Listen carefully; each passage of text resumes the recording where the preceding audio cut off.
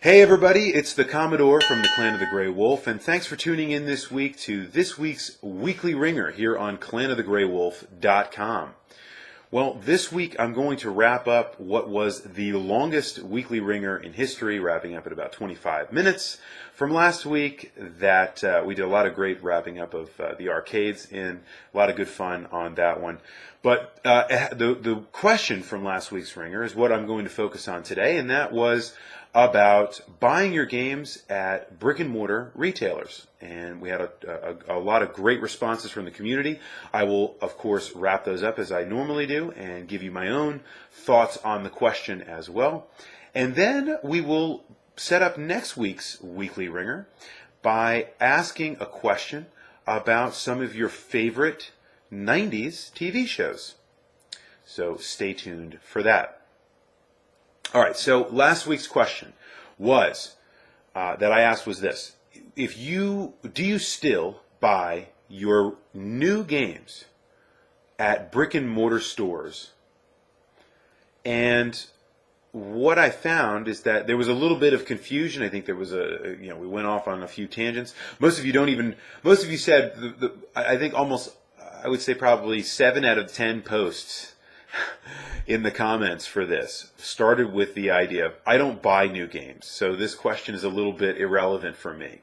Admittedly, I'm the same way, so I think we're all on the same page with that. But that's why I asked about new games specifically, because I understand the idea of getting a used game at something like an a brick and mortar retailer.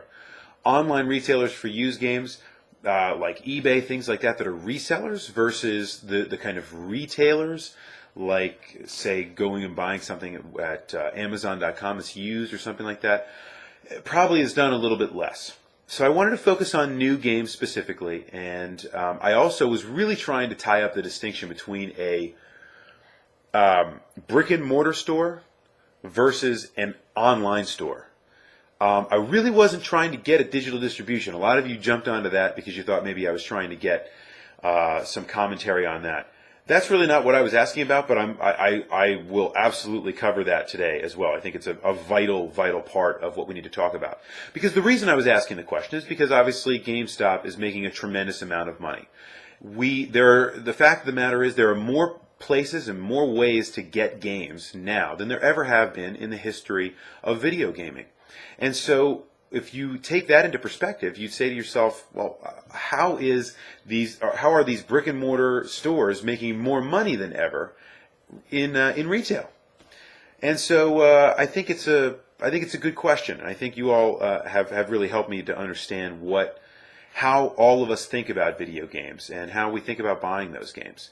So let's say this. First and foremost, I think almost all of you agree that when you do buy new games, you would prefer to buy them in a brick and mortar type setting, a la GameStop, Best Buy, or even Walmart. I understand the reasonings behind them too. I think many of you gave some very compelling reasons. Mr. K, for example, pointed out that a lot of times this comes out of necessity or convenience. You're not looking to go to an online retailer like Amazon.com, pay about the same price, maybe a few dollars less, but then you might make that up in shipping, who knows. So maybe even a few dollars more in some cases, to click something, buy it, and then have it shipped to your house, and it could take days to get to you, or as some of you were reporting, maybe even longer than just a few days, and that's not fun. What else?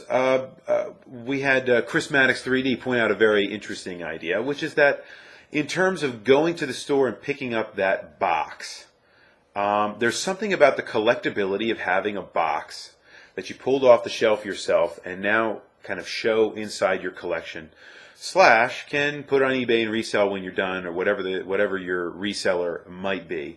You'll be able to just put it online and get rid of it. So there is something for having that physical box, which I completely understand over the digital distribution model. But you're not barred from doing that from online retailers either. But I think there's something about an experience that you all are talking about.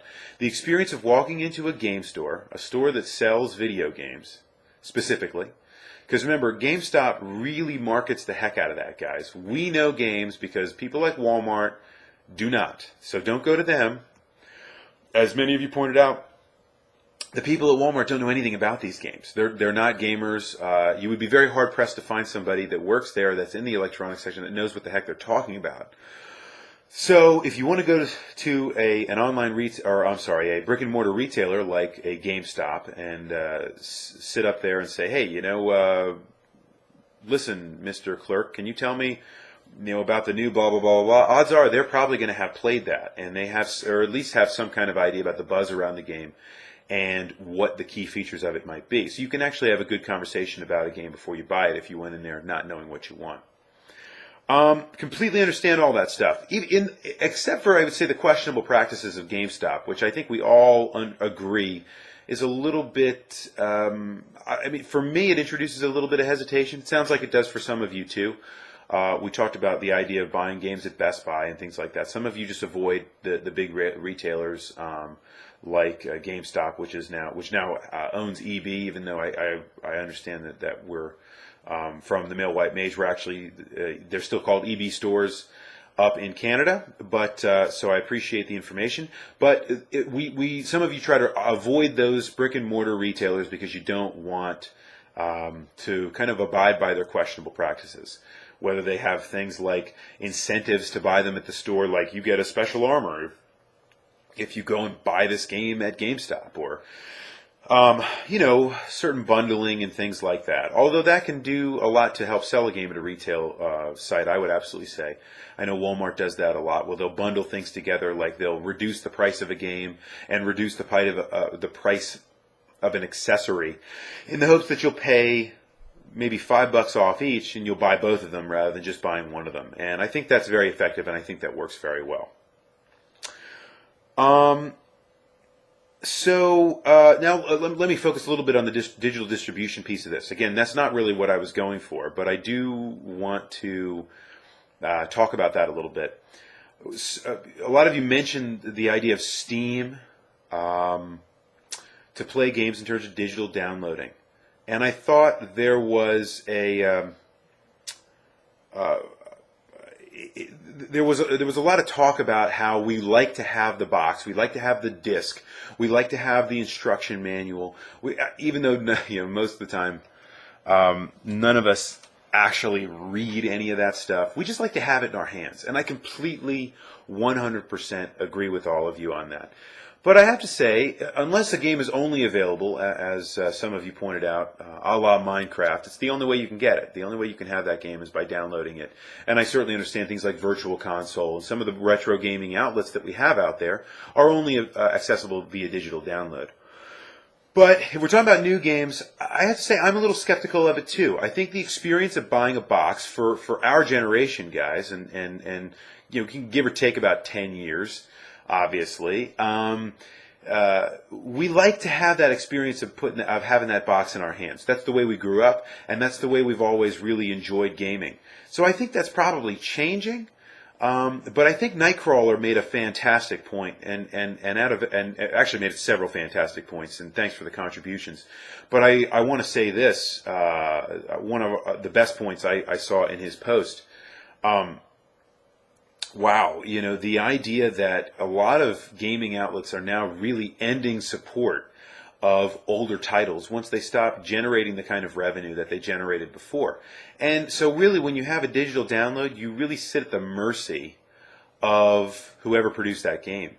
If you download a copy of a game that no longer gets support, and then you get a new hard drive or whatever the case might be, and they don't offer it anymore, you're just kind of done. You don't really have any real means of getting that game back or having any kind of support for it, and you're just kind of SOL. So I think that's a great point. I absolutely agree 100% with that. Can't argue with that. I am open and amenable to the digital downloading and digital distribution method, and I like the idea of maybe a more hybrid model between Steam and the cloud, where we can just kind of keep all of our information and have games and just be able to download the whole game at any time and be able to run it. I would also say this, though, we are also at the mercy of the operating systems with which we operate, right? Think about it. There are many classic games that I could not play on Windows